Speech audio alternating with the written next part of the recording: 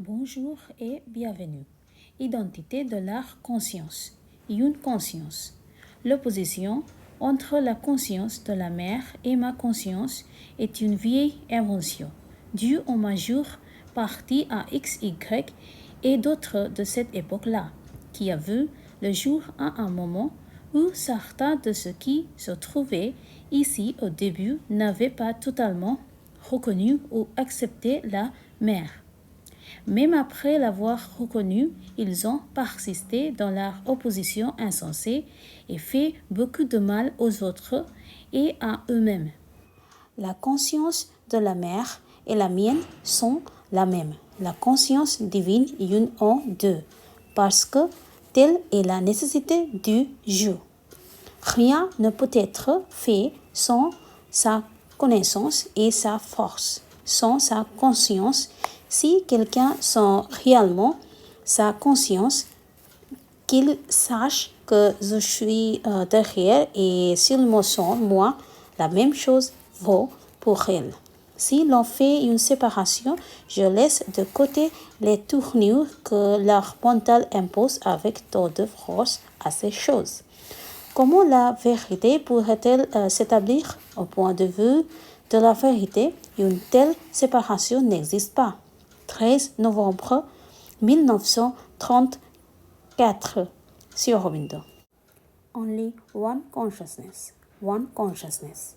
The opposition between the mother's consciousness and my consciousness was an invention of the old days, due mainly to X, Y, and others of that time, and emerged in a time when the mother was not fully recognized or accepted by some of those who were here at the beginning.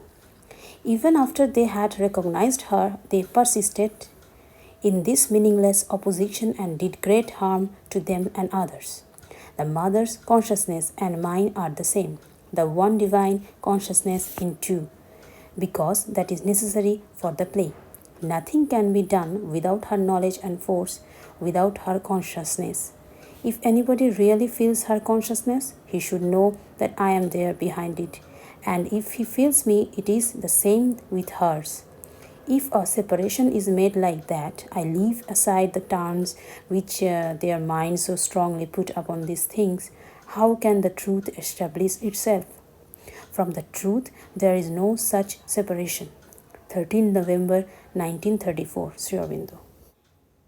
Une seule force. Y a-t-il une différence de force ou d'efficacité dans votre travail et celui de la mère? Non, c'est un seul pouvoir. 23 mai 1933. One force. Is there any difference in your working and the mother's working? I mean, any difference in the force or effectivity? No, it is a single power.